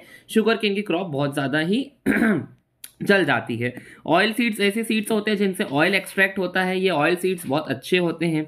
इन rapeseed production India was third largest producer in the world after Canada and China. बिल्कुल, ऑयल सीड्स प्रोडक्शन में इंडिया तीसरे नंबर पे आता है, कनाडा और चाइना के बाद में। कवर कितना, approximately 12% of the total crop area of the country. Oil seeds का कितना क्रॉपिंग होती है, जैसे कि अगर हमारे इंडिया में 100% क्रॉपिंग हो रही है, एग्रीकल्चर चल रहा है, तो उसमें 12% ऑयल सीड्स का होता है। ऑयल सीड्स में क्या क्या आते हैं, ग्राउंडनट्स के सीड आते हैं, सॉरी ग्राउंडनट ऑयल आता है, मस्टर्ड ऑयल आता है, और कोकोनट ऑयल आता है, सेसमम यानी कि तिल का तेल जो आता है, सोयाबीन का तेल आता है, कैस्टर ऑयल यानी एरंडी का तेल आता है, कॉटन सीड का ऑयल आता है, लिनसीड यानी अलसी का तेल आता है, सनफ्लावर ऑयल आता है। बहुत सारे टाइप के ऑयल हमारे यहाँ मिलते हैं। Most of these edible are edible and used as cooking mediums. However, some of these are also used as raw material in soap production. देखो ये सारे के साथ जहाँ मोस्ट ऑफ द थिंग्स जो होते हैं ना ये एडिबल होते हैं, हम खाते हैं, इन कुकिंग चीज़ों में यूज़ करते हैं, एंड कुछ जो है वो रॉ मटेरियल की तरह यूज़ होते हैं इन soap production, cosmetic and ointment. Soap production यानी साबुन का, कॉस्मेटिक यानी creams and makeup product, ointments यानी कि जब हमको लग जाती है तो उस जगह लगाने के काम आते हैं. देखते हैं नेक्स्ट टॉपिक. मतलब ये नेक्स्ट टॉपिक तो नहीं है, मतलब अभी ये जो अलग अलग हमने groundnut, mustard, coconut, sesamum, soybean ये सब देखा, तो उनमें से कुछ कुछ इंपॉर्टेंट क्रॉप्स को हमारे बुक में अच्छे से मार्क करा गया है. तो ये देख लेते हैं. ग्राउंड नट जो है खारिफ क्रॉप है, यानी कि हमारे रेनी सीजन में उगाया जाता है. In accounts for about half of the major oil seed production in the country. यानी कि ऑयल सीड की इतनी सारी प्रोडक्शन होती है जिसमें से हाफ प्रोडक्शन जो होती है वो ग्राउंड नट की ही होती है. आगे देख लेते हैं. हमारा in 2016 India was the second largest producer of the ground nut after China. Gujarat जो था वो लार्जेस्ट प्रोड्यूसर था, ठीक है, और ground nut is followed by Rajasthan and Andhra Pradesh. देखो इंडिया जो है सेकेंड लार्जेस्ट प्रोड्यूसर है ग्राउंड नट का आफ्टर चाइना, और इंडिया में भी सबसे ज़्यादा ग्राउंड नट उगाता है गुजरात, फिर आंध्र प्रदेश और उसके बाद राजस्थान. ये पहले गुजरात, राजस्थान, फिर आंध्र प्रदेश, इस तरह से रैंक है. लिंसिड यानी अलसी का तेल, मस्टर्ड यानी कि हमारा वो मस्टर्ड सरसों का तेल, और राबी क्रॉप्स, ये दोनों राबी क्रॉप्स हैं. सेसमम यानी तिल का तेल, ये है हमारी खारिफ क्रॉप है. नॉर्थ में खारिफ क्रॉप है, एंड राबी क्रॉप है साउथ में. बिल्कुल. कैस्टर और एरंडी का तेल grown both as rabi and kharif crop. अब आती है चाय सब पीते हैं. चाय देख लेते हैं क्या क्या कैसे उगाई जाती है. चाय जो है प्लांटेशन एग्रीकल्चर की क्रॉप है, an important beverage crop. Beverage यानी पीने में इसका इस्तेमाल किया जाता है. Introduced in India initially by the Britishers लेकर आए थे हमारी चाय को भारत में. Today most of the tea plantations are owned by Indians. आज देखो ब्रिटिशर्स लाए थे चाय, बट आज most of the tea plantations जो है वो इंडियंस ओन करते हैं. आगे देखते हैं. इन 2016 India was the second largest producer of T after China. बहुत अच्छा, इंडिया सबसे ज़्यादा चाय प्रोड्यूस करता है आफ्टर चाइना. मतलब चाइना के बार बार सेकेंड नंबर पे आ जा रहा है इंडिया. चलो टी देखते हैं. टी जो है अभी हाल वही देख रहे हैं हम. हाँ, grows well in tropical and sub tropical climates, require deep fertile and drained soil rich in humus and organic matter. अच्छी सॉइल की आवश्यकता होती है चाय उगाने में. Need warm and moist frost free climate. Warm climate चाहिए, फ्रॉस्ट फ्री यानी कि वो जो बर्फ की फ्रॉस्ट होती है ना वो चाय को नुकसान पहुंचा सकती है. फ्रॉस्ट फ्री क्लाइमेट की आवश्यकता होती है चाय उगाने में. Frequent showers evenly distribute over the year ensure the continuous growth of tender leaves. Frequent shower यानी कि मोस्टली हिली रीजन्स में वो ग्रो करती है, तो फ्रीक्वेंटली शावर मतलब वो वाला नहीं, पानी बरसना. रेनफॉल मतलब शावर होता है. रेनफॉल जब इस पर होती रहती है ना तो ये टेंडर लीव्स यानी कि मुलायम फ्रेश लीव्स ग्रो होती है चाय के पौधों में से. टी एक लेबर इंटेंसिव इंडस्ट्री है, बहुत ज़्यादा स्किल्ड लेबर लगता है for T production. T production के लिए स्किल्ड लेबर की आवश्यकता होती है, क्योंकि स्किल्ड लेबर को पता होता है कौन सी पत्ती अच्छी है कौन सी नहीं. इतनी सारी पत्तियां होती बट उनको पता रहता है कि कौन सी मीठी है. खासकर ऊपर की लीव्स को वो प्लक करते हैं. मेजर टी प्रोड्यूसिंग स्टेट्स क्या है? सबसे पहले टी का नाम सुनते से आसाम आता है, फिर Darjeeling, Kerala, Tamil Nadu, Karnataka, west Bengal, Jalpaiguri district, west Bengal etcetera. Mainly आप याद रखो ईस्ट इंडिया, बिल्कुल पूरा ईस्ट इंडिया भरा हुआ है हमारा टी प्रोडक्शन से. टी सबसे ज़्यादा आसाम में और दार्जिलिंग में, और हमारा तमिलनाडु, कर्नाटका, केरला वाली साइड में उगाई जाती है. कॉफ़ी पर आते हैं. कॉफ़ी भी बहुत आवश्यक है, बहुत लोग पीते हैं. Indian coffee is known in the world for its good quality. Coffee बहुत सारे डिफरेंट टाइप्स की होती है, बट जो इंडियन कॉफ़ी होती है ना उसकी क्वालिटी बहुत अच्छी होती है. The arabica variety from Yemen produced in India and is in great demand. जो अरेबिका वेराइटी है ना येमेन, जो इंडिया में प्रोड्यूस की जाती है, बहुत ज़्यादा उसकी डिमांड है. क्या? Arabica variety of Yemen. Initially its cultivation was introduced by क्या sorry on the Baba Budan hills and even today its cultivation is confined to the Nilgiri in Karnataka, Kerala and Tamil. देखो इनिशियली इसकी कल्टीवेशन होती थी बाबा बुडन हिल्स पे, और अभी भी इसकी सिर्फ कल्टीवेशन कर्नाटका, केरला एंड तमिलनाडु में ही होती है कॉफ़ी की। ठीक है, तो क से याद रखना, कॉफ़ी का क, इन कर्नाटका क, एंड केरला क, इन तमिलनाडु तो भाई चलो केरला के पास में है, याद रख ही सकते हैं। हॉर्टिकल्चर आ चुका है, आई थिंक सो। हॉर्टिकल्चर के बाद थोड़ी क्रॉप्स और हैं, फिर मैं साथ में ही सारी क्रॉप्स के जो जो मेन एमसीक्यू हैं 10 सेकंड में मैं सारी क्रॉपें एक बार वापस से रिवाइज करा दूंगा। हॉर्टिकल्चर, हॉर्टिकल्चर क्या होता है? In 2016 India was second largest producer of fruits and vegetables. Fruits and vegetables की कल्टीवेशन को हॉर्टिकल्चर बोलते हैं। इंडिया जो था वो सेकेंड लार्जेस्ट प्रोड्यूसर था of fruits and vegetables after China. वापस से इंडिया जो है producer of tropical as well as temperate fruits का भी है। India is an important producer of pea यानी कि मटर, कॉलीफ्लावर सभी को पता है, अनियन यानी प्याज, कैबेज भी पता है, टमेटो यानी टमाटर, ब्रिंजल, ब्रिंजल को क्या बोलते थे हिंदी में? बैंगन, हाँ, एंड पटेटो यानी आलू। ठीक है, तो ये सभी जो हैं इन सभी का प्रोडक्शन, वेजिटेबल्स एंड फ्रूट्स का प्रोडक्शन इंडिया करता है। Mangoes of Maharashtra, Andhra Pradesh, Telangana, Uttar Pradesh and West Bengal, oranges of Nagpur and Cherrapunji Meghalaya, bananas of Kerala, Mizoram, Maharashtra and Tamil Nadu, lychee and guava of Uttar Pradesh and Bihar, pineapples of Meghalaya, grapes of Andhra Pradesh, Telangana and Maharashtra, apple, pear, apricots and walnuts of Jammu and Kashmir, Himachal Pradesh and in great demand of the world over। इतने सारे fruits हैं जो इतनी सारी जगह उगाए जाते हैं, कैन यू इमेजिन? इतना सारा, ये तो ऑल ओवर इंडिया हमने सारी वेजिटेबल्स देख ली। अब जो फ्रूट्स की बात आई तो आप देखो कितनी सारी स्टेट्स में कितने सारे फ्रूट्स उगाए जाते हैं जो बहुत ज़्यादा इम्पॉर्टेंट रोल प्ले करते हैं। इन सभी को अनफॉर्चुनेटली आपको याद करना पड़ेगा, कौन सी स्टेट कौन सा फ्रूट उगाती है या फिर कौन सी स्टेट में कौन सा फ्रूट अच्छी क्वांटिटी में अवेलेबल है। नॉन फूड क्रॉप्स पे देखते हैं एक बार। नॉन फूड क्रॉप्स यानी कि जिनको हम खाते नहीं हैं पर हमारे काम में आती हैं, जैसे कि रबर हो गई और हमारा फाइबर क्रॉप्स हो गई, कॉटन, हेम्प, जूट और सिल्क। चलो रबर पे देख लेते हैं। रबर एक इक्वेटोरियल क्रॉप है, ऑल्सो ग्रोन इन ट्रॉपिकल और सब ट्रॉपिकल एरियाज में उगाई जाती है। रबर रिक्वायर होती है इसको मोस्ट एंड ह्यूमिड क्लाइमेट, और रेनफॉल चाहिए 200 सेंटीमीटर से भी ज़्यादा। टेम्परेचर चाहिए 25 degree Celsius room temperature. Rubber is important industrial raw material, सभी को पता है। मेनली केरला और तमिलनाडु में ये ग्रो होती है, आगे की भी आप पढ़ सकते हो, बट मेनली आप दो स्टेट याद रख लो हर जगह की, केरला है, तमिलनाडु। फाइबर क्रॉप्स देख लो, मेजर फाइबर क्रॉप्स है कॉटन, हेम्प, जूट और सिल्क। तीनों डिराइव की जाती है फ्रॉम सॉइल, बट जो सिल्क है वो हमारे सभी को पता है सिल्क वर्म से डिराइव होती है। बाकी ये तीनों को आप सॉइल में ग्रो करके उगा सकते हैं। ककून्स होते हैं सिल्क वर्म के, जो सिल्क वर्म ग्रीन लीव्स खाते हैं, स्पेशली मलबरी लीव्स खाते हैं सिल्क वर्म, और अपने ककून्स बनाते हैं।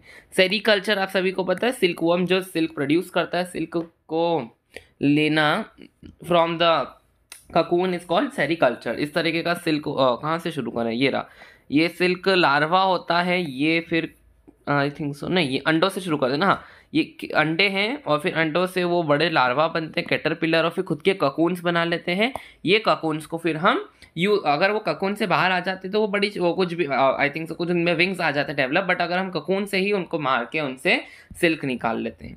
कॉटन देख लेते हैं। Cotton in India is believe by the original home of the cotton plant. बताओ, इंडिया को ओरिजिनल होम बोला जाता है ऑफ कॉटन।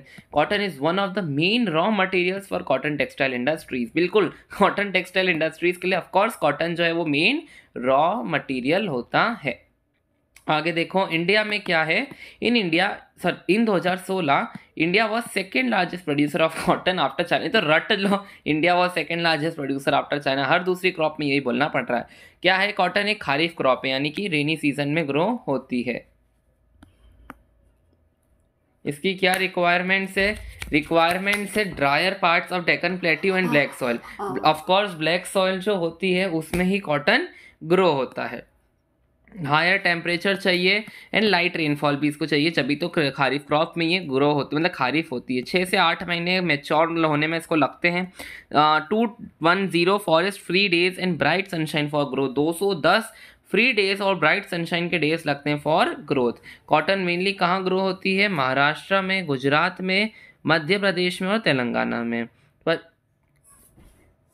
कहाँ कहाँ? महाराष्ट्र और गुजरात, ये दो या फिर मध्य प्रदेश याद रख लो, अपना खुद का याद रहता है, ठीक है। जूट पर आते हैं। जूट वो होता है, ये गोल्डन फाइबर बोला जाता है इसको। इस तरह से हमने देखा जूट कैसा दिखता है। Grows well on well drained fertile soil in the flood plains. Flood plains में ये बहुत अच्छी तरीके से ग्रो होता है। प्रोड्यूस कहाँ कहाँ होता है? Mainly West Bengal and Bihar में। Losing its market to synthetic fibres and packing materials due to high cost. बिल्कुल, कहाँ कहाँ से यूज़ किया जाता है?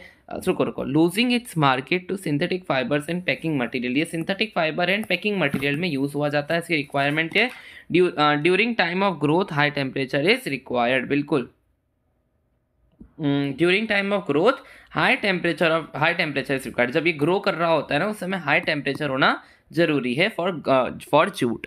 Technological and institutional reforms. जो भी टफ पार्ट था लेसन का वो हो गया है ख़त्म। इतनी सारी क्रॉप्स हमने उगाई हैं। हमने राइस से शुरुआत की, फिर वीट पे आए, फिर ज्वार, बाजरा, रागी, मेज़, और उसके बाद उस हमने उगाया था हमारा क्या बोलते हैं दूसरी टाइप्स की क्रॉप्स, यानी कि शुगर केन उगाया।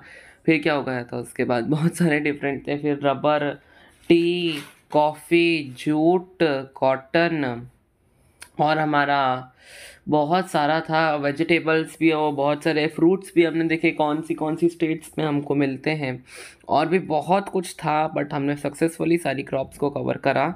अब हम देखेंगे टेक्नोलॉजिकल एंड इंस्टीट्यूशनल रिफॉर्म्स, यानी कि अब इसमें हम देखने वाले हैं कि जो टेक्नोलॉजी के कारण इम्पैक्ट पड़ा है एग्रीकल्चर के ऊपर। Sustained uses of land without compatible institutional changes have hindered the pace of agricultural development. In spite of development sources of irrigation, most of the farmers in large parts of the country still depend upon monsoon and natural fertility in order to carry on their agriculture। मतलब हमारे India में भी इतनी technology नहीं आई है, इसके कारण जो अभी भी बहुत सारे फार्मर हैं जो बिना कोई फर्टिलाइजर्स के सिर्फ और सिर्फ मानसून पे डिपेंडेंट होते हैं फॉर इरिगेशन, मानसून के ऊपर। आगे देखो, for a growing population this poses a serious challenge. मतलब ग्रोइंग पॉपुलेशन के लिए ये एक बहुत बड़ा सीरियस चैलेंज है। Agriculture which provides livelihood for more than 60% of its population need some serious technical and institutional reform. Thus agriculture reforms are important. बिल्कुल important है। Regular use of land obstructs agricultural development. बिल्कुल, अगर आप ये regular एक के बाद एक करे जा रहे हैं यूज ऑफ लैंड, तो वो एग्रीकल्चर डेवलपमेंट को ऑब्स्ट्रक्ट करेगा। Most farmers still depend upon natural soil fertility in monsoon. बिल्कुल, आगे बढ़ो। After independence major institutional reforms such as collectivization, consolidation of holdings, cooperation and abolition of zamindari were given priority. बहुत ज़्यादा जितनी भी crop से रिलेटेड चीज़ें थी ना, उनको इम्पोर्टेंस दी गई आफ्टर कल्टिवेशन। जैसे कि इंस्टीट्यूशनल रिफॉर्म्स आएगा, जैसे कलेक्टिवाइजेशन यानी कि क्रॉप्स का प्रोडक्शन के बाद उसको कलेक्ट करना, और कंसोलिडेशन होल्डिंग्स, और ज़मींदारी का अबॉलिशन करना। बहुत सारी अच्छी चीज़ें करी गई after independence. Land reform was the main focus of our 5 year plan. First 5 year जो हमारा लैंड का पूरा रिफॉर्मेशन करा गया, वो हमारे जैसे इंडिपेंडेंस के 5 ईयर्स के बाद। The right of inheritance had already led to fragmentation of land holdings, necessity consolidation of holdings। बिल्कुल, right to of inheritance के कारण हमारे बहुत सारे जो लैंड्स थे ना, वो बहुत सारे टुकड़ों में बट गए। The laws of land reforms were enacted but the implementation was lacking। The laws of land reforms जो थे ना, वो बहुत इनेक्ट करते थे, बट उनका जो इम्प्लीमेंटेशन था ना, वो बहुत ही अच्छी तरीके से नहीं आ पा रहा था। लैक यानी कि कम था उतना इम्प्लीमेंटेशन। आइडियाज़ बहुत अच्छे आ रहे थे, बट उनको इम्प्लीमेंट ढंग से नहीं किया जा रहा था। Agricultural reforms. The government of India embarked upon introducing agricultural reforms to improve India agriculture in 1960-1970। Agriculture को बढ़ाने के लिए गवर्नमेंट ने बहुत सारे स्टेप्स उठाए 1960s एंड 70s में।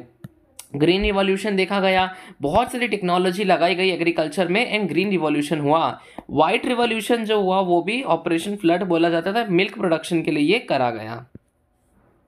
आउटकम देखिए फिर क्या हुआ ग्रीन एंड व्हाइट रेवोल्यूशन का, इसके कारण बहुत सारा led to the concentration of development in few selected areas, कहीं कहीं हुआ था पंजाब हरियाणा में, इसके कारण जो फ्यू सिलेक्टेड एरियाज जहाँ पर रिवॉल्यूशन हुआ वो बहुत अच्छी तरीके से डेवलप हो गए। In the 1980s and 90s a comprehensive land development programme was initiated that included both institutional and technical reforms। 1980s and 90s में comprehensive land development, लैंड को डेवलप करने के प्रोग्राम स्टार्ट किए जिसने institutional and technical reform start किया। Other important steps, provision for crop insurance against drought, बिल्कुल crop insurance start हो गया कि जब भी कभी ड्रॉट, फ्लड, साइक्लोन या फायर कोई डिजीज आ जाए तो हमारे क्रॉप का इंश्योरेंस रहे।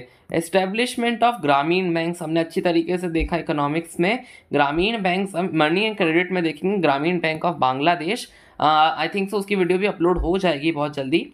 हाँ, सो कोऑपरेटिव सोसाइटीज़ बहुत इंपॉर्टेंट रोल प्ले करती है। Banks for providing loan facilities, I think so तो पूरा इको में मनी एंड क्रेडिट में हम पहुँच गए।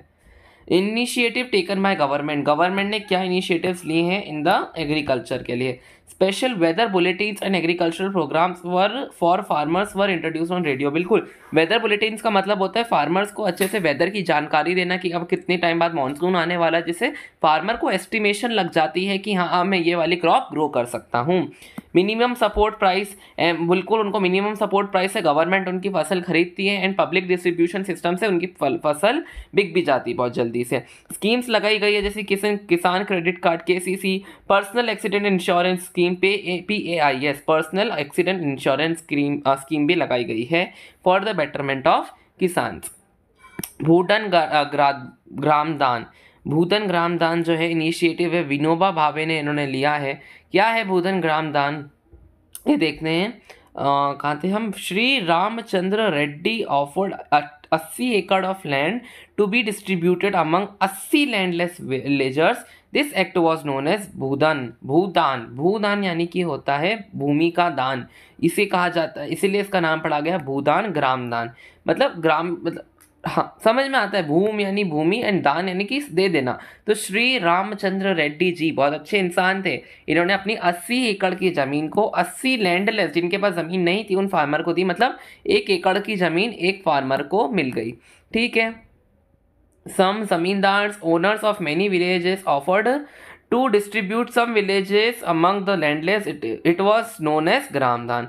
तो अब क्या हुआ, कुछ कुछ विलेजेस, जमींदार जो थे ना कभी कभार कुछ कुछ विलेजेस ही देने लग गए थे। ग्राम यानी कि विलेज एंड दान यानी कि वापस, तो कुछ कुछ विलेज जमींदार्स ने विलेजेस ही दान में दे दी जिसको ग्रामदान बोला जाता है। तो Bhoodan Gramdan movement is known as bloodless revolution as total change come without any bloodshed, यानी कि ब्लडलेस। देखो रिवॉल्यूशन के लिए क्या हमेशा मार धाड़ होती है, ठीक है, कहीं पे भी आपने सुना होगा कोई बड़ा रिवॉल्यूशन लाए तो रिवॉल्यूशन के लिए खून खराबा होना बहुत इंपॉर्टेंट होता है। बट ये भूदान और ग्रामदान एक ऐसा रिवॉल्यूशन था जिसने बिना कोई खून बहाए बहुत बड़ा रिवॉल्यूशन दिया। इनिशिएटेड किसने, ये विनोबा भावे ने करा था, बट मेन काम था श्री रामचंद्र रेड्डी ने। श्री रामचंद्र रेड्डी अच्छा नाम था, बस भगवान राम के आगे लगा दीजिए रेड्डी तो बन जाएगा Shri Ramchandra Reddy. Contribution of agriculture to the national economy employment है, भगवान चैप्टर खत्म नहीं हो रहा है। अब एग्रीकल्चर का क्या कंट्रीब्यूशन है अपनी नेशनल इकोनॉमी को बढ़ाने के लिए और एम्प्लॉयमेंट को बढ़ाने के लिए एंड आउटपुट को क्या चेंज लाया। 2010 और 11 में about 52% of the total work force was employed by from this sector, यानी कि बाय फार्म सेक्टर सॉरी। तो 2010 और 11 में 52% जो थी ना वर्क फोर्स वो फार्म सेक्टर में एम्प्लॉयड थी। Declining share of agriculture in GDP serious concern, GDP में एग्रीकल्चर का पोर्शन कम होता जा रहा है, ये सीरियस कंसर्न है। तो स्टेप क्या क्या लिए हैं हमने देखा बहुत सारी, पहले भी हमने स्टेप्स देखी इस वाली स्लाइड में। किसान क्रेडिट कार्ड लॉन्च करा गवर्नमेंट ने, कितने सारे काम किए भाई, ये पूरा गवर्नमेंट का था ये पूरा स्लाइड। गवर्नमेंट ने और भी हेल्प करी, उन्होंने Indian Council of agriculture and Research बनाया ताकि लोगों किसानों की हेल्प हो सके। एग्रीकल्चर यूनिवर्सिटीज़ बनाई, veterinary services for animal and breeding centres बनाए गए भाई। हॉर्टिकल्चर डेवलपमेंट के लिए research and development in the field of meteorology and weather forecast, बहुत ज़्यादा हेल्प करा है हमारे गवर्नमेंट ने। ये टेबल क्या शो करता है, through the GDP growth rate is increasing over the years though it is not generating sufficient employment opportunities in the country. भले हमारी जो जीडीपी है 6.6 से 7.2 7.6 बढ़ रही है, बट ये एम्प्लॉयमेंट नहीं जनरेट कर पा रही है in the country. The growth rate in agriculture has been declining. अगर आप ग्रोथ रेट देखेंगे तो एग्रीकल्चर में वो डिक्लाइन होता जा रहा है, which is an alarming situation. देखो बाकी सब में ग्रोथ हो रहा है, इसमें ग्रोथ हुआ, सर्विसेज में भी ग्रो, ओवर एग्रीकल्चर एक बार नेगेटिव में ही चला गया, इतनी कम ग्रोथ हो रही है। Major problems faced by Indian farmers के क्या मेजर प्रॉब्लम फेस की जाती है भाई, ये किसान से भला कोई और कौन जान सकता है। Indian farmers are facing a big challenge from international market. International market जो इम्पोर्टेड गुड्स आते हैं ना, उससे हमारे इंडियन फार्मर्स को बहुत दिक्कत हो रही है। Reduction in the public investment, बिल्कुल पब्लिक इन्वेस्टमेंट कम होता जा रहा है in agricultural sector, particularly in irrigation, power, rural roads, market and mechanism, बिल्कुल मैकेनाइजेशन सॉरी। तो इसमें पब्लिक इन्वेस्टमेंट का बहुत कम रिडक्शन होता जा रहा है। Decreasing subsidy for fertilisers in leading to increase in the cost. अब देखो पहले क्या फर्टिलाइजर सस्ते बेचा करते थे ताकि फार्मर्स उसको इजीली खरीद सके, बट अब सब्सिडी कम करी जा रही है, इन फार्मर्स को ज़्यादा पैसे देने पड़ते हैं for fertilisers. Reduction in impact duty in import duty sorry on agriculture products result in low sales, बिल्कुल अगर हमारी इंपोर्ट ड्यूटीज़ जो है ना उसमें रिडक्शन दी जाती है तो लो सेल्स होती है हमारे फार्मर्स की। Farmers are withdrawing their investment from agriculture causing a downfall, बिल्कुल अब फार्मर्स नहीं बंद कर दिया, नहीं देखो अब खेती में हमारा हमने लोग फार्मर ही अब इतने ज़्यादा अपसेट हो गए हैं कि अब वो खेती नहीं करना चाह रहे, वो दूसरी या तो सेकेंडरी सेक्टर पे शिफ्ट हो रहे हैं या फिर टर्शरी सेक्टर में। Impact of globalisation on agriculture, globalisation यानी कि ग्लोबलाइज करना कंट्री को, इंडिया जैसी ग्लोबलाइजेशन ही दूसरी कंट्री से इंटरेक्ट करना शुरू कर दी, इंपोर्ट एंड एक्सपोर्ट करने लग गए सामानों का, उसे ग्लोबलाइजेशन बोला जाता है। ग्लोबलाइजेशन जो है आई थिंक सो हमारा इकोनॉमिक्स का लास्ट चैप्टर है, उसको मैंने अच्छे से अपलोड करा है, 20 मिनट की वीडियो है भाई, वो देखो, लाइक करो, सब्सक्राइब भी करना मेरे चैनल को। Globalisation in India prevailed since colonial times, globalisation जो इंडिया ना कॉलोनियल टाइम से चलता आ रहा है। 19वीं शताब्दी में इंडिया की स्पाइसेस सिल्क रूट से आती थी ना, आपको याद है, were exported to different countries of the world of the by the Europeans and South India were encouraged to grow these crops. Till today it is one of the important items to of export from India, बिल्कुल हमारा India spices को सबसे ज़्यादा export करता है। During British period क्या हुआ, cotton जो था ना एक्सपोर्ट किया जाता था इस raw material to Britain for their textile industries, Britain में जाता था हमारा कॉटन, वो उनका टेक्सटाइल इंडस्ट्रीज में काम आता था। In Manchester and Liverpool cotton textile industries flourish due to the availability of good quality of cotton in India, मतलब मैनचेस्टर और लिवरपूल में कॉटन की टेक्सटाइल चलती थी हमारे भारत के गुड क्वालिटी कॉटन से। After 1990 Indian farmers faced new challenges, 1990 के बाद इंडियन फार्मर्स को नए नए चैलेंजेस फेस करने पड़े। कैसे challenge, despite being an important producer of rice, wheat, rubber, cotton, India could not compete against developed nations and highly subsidized agriculture, with highly subsidised agriculture, मतलब वो दूसरे नेशंस के साथ compete नहीं कर पाते थे, भले वो rice, wheat, rubber and cotton के बहुत इंपॉर्टेंट प्रोड्यूसर्स थे। अभी भी हमने देखा चाइना जो है वो राइस का सबसे ज़्यादा है, कॉटन में भी चाइना हमसे आगे निकल गया है, दैट इज़ वाई अभी भी इंडिया compete कर रहा है बाकी के देशों से। Agriculture in India is not at a cross road, to make agriculture successful and profitable proper trust should be given to the important improvement of the condition of marginal and small farmers. तो कहना क्या चाह रहे हैं ये लोग, तो ये कह रहे हैं कि अगर आपको ये देखो, ये थ्रस्ट लिखा हुआ है यहाँ पे, ट्रस्ट है ना, ठीक है, ये तो कहना चाह रहे हैं कि अगर आपको एग्रीकल्चर को सक्सेसफुल बनाना है तो आपको क्या करना पड़ेगा, इम्प्रूव करनी पड़ेगी कंडीशन ऑफ छोटे और मार्जिनल फार्मर्स। छोटे और मार्जिनल फार्मर्स के आप कंडीशंस को इम्प्रूव करोगे ना तो अपने आप एग्रीकल्चर जो है वो भी इम्प्रूव हो जाएगा, क्योंकि देखो बड़े फार्मर तो कर ही रहे हैं अच्छा एग्रीकल्चर, बट जो छोटे छोटे फार्मर्स हैं ना उन पे भी ध्यान देना पड़ेगा। ग्रीन रिवॉल्यूशन अंडर कंट्रोवर्सीज, ठीक है, तो ग्रीन रिवॉल्यूशन में है ना थोड़ी कंट्रोवर्सी स्टार्ट हो गई, क्यों, क्योंकि ग्रीन रिवॉल्यूशन जो है ना क्रॉप प्रोडक्शन तो बहुत बढ़ा रहा था, लेकिन उससे सॉइल जो थी ना वो गंदी हो रही थी, हमने अच्छे से पढ़ा है, सॉइल और वाटर और जो भी नेचुरल रिसोर्सेज है उस पर इम्पैक्ट बहुत आ रहा था। ग्रीन रिवॉल्यूशन जो benefited to increase agricultural production in 1960s is under controversies nowadays. It is being alleged that the excessive use of chemicals and drying aquifers resulted in land degradations and vanished हमारी biodiversity. बिल्कुल simple सी बात है, ये कह रहे हैं कि अगर आप बहुत सारे फर्टिलाइजर्स का यूज़ करोगे, HYV फर्टिलाइजर्स का यूज़ करोगे, HYV सीड्स का यूज़ करोगे एंड हमारी ओवर इरीगेशन, अच्छे बड़े बड़े इरीगेशन मेथड्स का यूज़ करेंगे, तो ऑफकोर्स मेनली हमारा जो फर्टिलाइजर्स और इन सभी के कारण सॉइल जो है ना वो डिग्रेड होना चालू हो जाती है, सॉइल डिग्रेडेशन होने लग जाता है। तो यही है कंट्रोवर्सी, मतलब भले ही वो क्रॉप प्रोडक्शन बढ़ा रहा है बट सॉइल डिग्रेडेशन हो रहा है। Some practices to improve Indian agriculture, आप क्या क्या चीज़ें कर सकते हैं जिससे आपका इंडियन एग्रीकल्चर अच्छा हो सके। Genetic engineering which involve inventing new hybrid varieties of seeds is revolutionising agriculture, example golden rice, non crying onions. देखो इसमें कह रहे हैं कि जेनेटिक हाइब्रिडिंग का क्या कर सकते हैं आप, अलग अलग कैरेक्टर्स जो है ना एक ही सीड में ला सकते हैं, ठीक है।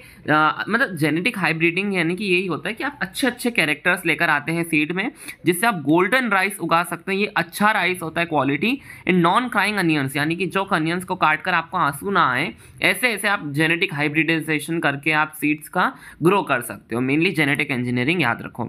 आ गया ऑर्गेनिक फार्मिंग का मतलब होता है सब अच्छी नेचुरल मेथड्स का यूज़ करना इन द फार्मिंग, कोई भी केमिकल या सिंथेटिक मेथड्स का यूज़ ना करना। Is becoming trending in India because it is practice without pesticide in factory. बिल्कुल मैंने बता दिया। Expert suggest that farmers should adopt diverse cropping patterns का यूज करो, ऑर्गेनिक फार्मिंग करो एंड जेनेटिक फार्म इंजीनियरिंग। ये पहले 3 पॉइंट हो गए, 1 2 3। Catering to the increasing demands and preventing land degradation. बिल्कुल, अगर आप अच्छे अच्छे क्रॉपिंग पैटर्न्स का यूज करोगे ना तो आपकी सॉइल डिग्रेडेशन नहीं होगी। Does Indian farmers have a bleak future, यहाँ पूछा जा रहा है does Indian farmers have a bleak future का मतलब इंडियन फार्मर्स के फ्यूचर की बात की जा रही है। सम इकोनॉमिस्ट प्रेडिक्ट, क्या प्रेडिक्ट कर रहे हैं फ्यूचर में, that if Indian farmers continue to grow crops on small plots while their population is growing rapidly, their future will be bleak। ठीक है, वापस से एक बार रीड कर लेते हैं। मेनली ये जो ब्लीक का मतलब होता है वो होता है बैड, यानी कि खराब। तो कह रहे हैं सम इकोनॉमिस्ट प्रिडिक्ट करते हैं कि फार्मर अगर हमेशा ये जैसे कि अभी छोटे छोटे लैंड पे अगर फार्मिंग करेंगे ना तो उनका फ्यूचर खराब है, बैड है। India's rural population is about 833 million in 2011 में, which depend upon 250 million approximate hectares of agricultural land। मतलब 833 मिलियन लोग हैं जो रूरल एरियाज में फार्मिंग करते हैं और उनके पास कितनी ज़मीन है, 250 मिलियन हेक्टेयर्स की। ठीक है, ये यहाँ पर लिखा हुआ है hectare of agricultural land and average of less than half of, मतलब आप सोचो अगर आप एवरेज निकालोगे तो हाफ से भी कम है, हाफ से भी कम हेक्टेयर है एक आदमी के पास। सोचो बेचारे इतनी सी जमीनों पे एग्रीकल्चर कर रहे हैं। क्या लिखा है यहाँ पे, ये मशरूम, एक सेकेंड रुकना। Diversify their cropping pattern, farmers should diversify their cropping pattern from cereal to high value crop. तो वो कह रहे हैं फार्मर्स को उनके क्रॉपिंग पैटर्न अलग अलग टाइप का हो सकते हैं। आप चाहो तो एक स्ट्रिप फार्मिंग कर सकते हैं, आप प्लांटेशंस कर सकते हैं, आप अलग अलग सीजन्स में अलग अलग क्रॉप उगा सकते हैं। ये सब क्रॉपिंग पैटर्न होते हैं। सेकंड, उसकी क्या बेनिफिट आएगा, this will increase income and reduce environmental degradation. बिल्कुल, इससे आपकी इनकम भी बढ़ेगी और सॉइल भी खराब नहीं होगी। Because fruits, vegetables, biodiesel crop like jatropha and jojoba need much less irrigation than rice and sugar cane. बिल्कुल, पहले आप एक काम करो, राइस और शुगर केन ग्रो करो एंड देन आप जट्रोफा और जोजोबा ग्रो करो ताकि आप ज़्यादा पानी दे सको एंड इसमें पानी कम लगेगा। ठीक है। फोर्थ है India's diverse climate can be harness to grow a wide range of high value crops. तो इंडिया का जो डाइवर्स क्लाइमेट, इतना अच्छा क्लाइमेट है इंडिया के पास, या वाइड रेंज ऑफ क्रॉप्स को ग्रो कर सकते हो। इतनी सारी क्रॉप्स हैं जो आप अपने इंडिया में ग्रो कर सकते हो। देख रहे हैं ना ये अभी। अब change in the cropping pattern, if India changes its cropping pattern from cereals to high value crop, अभी हम यहाँ पे सीरियल्स बहुत उगा रहे हैं, अगर हम उससे हाई वैल्यू क्रॉप्स उगाएं उसकी जगह, then it has to import food crops. जब हम फिर इसके कारण हमको क्या करना पड़ेगा, हमको क्रॉप्स को इम्पोर्ट करना पड़ेगा। During 1960s it was seen as a disaster. हम नहीं बोल सकते थे कि भाई इंडिया है, खुद उगा रहा है, हम बाहर से क्यों मंगाएं, ये डिजास्टर की तरह देखा जाता था। On the other hand, if India imports cereals while exporting high value commodities, it will be following successful economies like Italy, Chile and Israel। अगर हम इंडिया हाई वैल्यू कमोडिटीज़ का एक्सपोर्ट करके क्रॉप मंगवा भी ले बाहर से तो भी हमारा ओवरऑल, देखो हम महंगी चीज़ बाहर भेज रहे हैं और सस्ती चीज़ें ला रहे हैं तो हमारे इंडिया का फ़ायदा ही होगा। These countries export from products, example fruitism, olives, especially seed and wine and import cereals. ठीक है, ये वाला मैप आने वाला है। मैप में हमको लार्जेस्ट और मेजर प्रोड्यूसर देखने पड़ेंगे, sugar, T, coffee, rubber, cotton and jute के। ठीक है, ये सारे आप ये वाली स्टेट्स में से ले सकते हैं। ये वाला मैप में ना, इसको अलग से डिस्क्रिप्शन में डाल दूंगा। ये बहुत अच्छा चार्ट है। राइस कौन सी क्रॉप है, खरीफ है, राबी है, कौन सी सॉइल लगती है, क्या टेम्परेचर लगता है, क्या रेनफॉल लगती है, इन कौन सी मेजर रीजन से। ये बहुत अच्छी तरीके से यहाँ पे पूरी टेबल फॉर्म में दिया हुआ है। ठीक है, आप लोग यहाँ से ले सकते हैं। ये नोट्स में मिलेगा, पीपीटी नीचे ही रहेगी डिस्क्रिप्शन बॉक्स में। नेम ऑफ क्रॉप, ये बिल्कुल अच्छी तरीके से देखो, सारा हर जगह लिखा हुआ है। एनसीईआरटी क्वेश्चंस भी मैंने आपको आंसर्स के साथ यहाँ पे प्रोवाइड कर दिए हैं। फिर भी एक बार हम सॉल्व करके देख लेते हैं। Which one of the following describes a system of agriculture where a single crop is grown. Single यानी कि प्लांटेशन एग्रीकल्चर, वही है आंसर। आगे बढ़ो। Which one of the following is a rabi crop. इतनी चारों में से राबी क्रॉप कौन सी हमारी? ग्राम है rabi crop. Which one of the following is a leguminous. Leguminous यानी कि पल्सेस। पल्सेस कौन सा? Option A. आगे बढ़ो। Name one important beverage crop. Beverage crop यानी कि टी या फिर coffee. Specially geographical conditions are required. बिल्कुल उसकी जोग्राफिकल कंडीशंस ये भी हम यहाँ पे मेंशन कर सकते हैं। Name one staple crop of India in the region where it is produce. Staple crop में आप लिख सकते हैं राइस एंड व्हीट, और उसकी कंट्रीज आप लिख देना कहाँ, सॉरी कंट्रीज नहीं, स्टेट्स लिख देना कहाँ कहाँ वो ग्रो होती है। And list the various institutional reform programmes introduce by the government. बिल्कुल गवर्नमेंट ने क्या क्या हेल्प करी फार्मर्स की, वो आपको इस वाले पॉइंट्स में लिखना है। हमने चारों बहुत सारे गवर्नमेंट के लिखे हैं। The land under cultivation has got reduced day by day. बिल्कुल लैंड अंडर कल्टिवेशन रिड्यूस होता जा रहा है। क्यों, और उसके कॉन्सिक्वेंसेस क्या होंगे?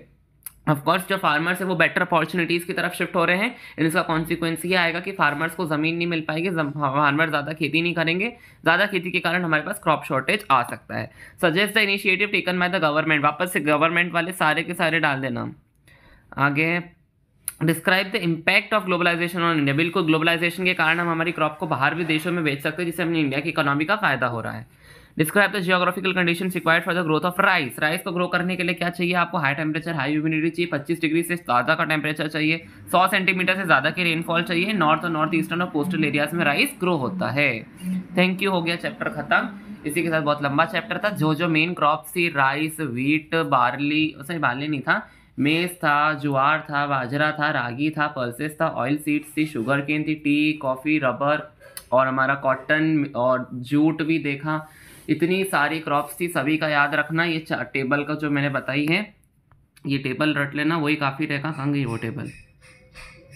ये टेबल बहुत इंपॉर्टेंट है। ये टेबल्स जो रहेगी ना, ये अच्छे से याद करने में। इतनी सारी क्रॉप्स का कौन सी टाइप की है, कब कल्टीवेशन सीजन, उसकी सॉइल, टेम्परेचर, रेनफॉल और मेजर रीजन्स, बस इतना इतना याद करना है। सारों का एमसीक्यू में भी पूछ सकते हैं। अगर 5 मार्क का क्वेश्चन पूछ लिया जाए तो इन सभी चीज़ों को एक 5 पॉइंट का आंसर बना देना।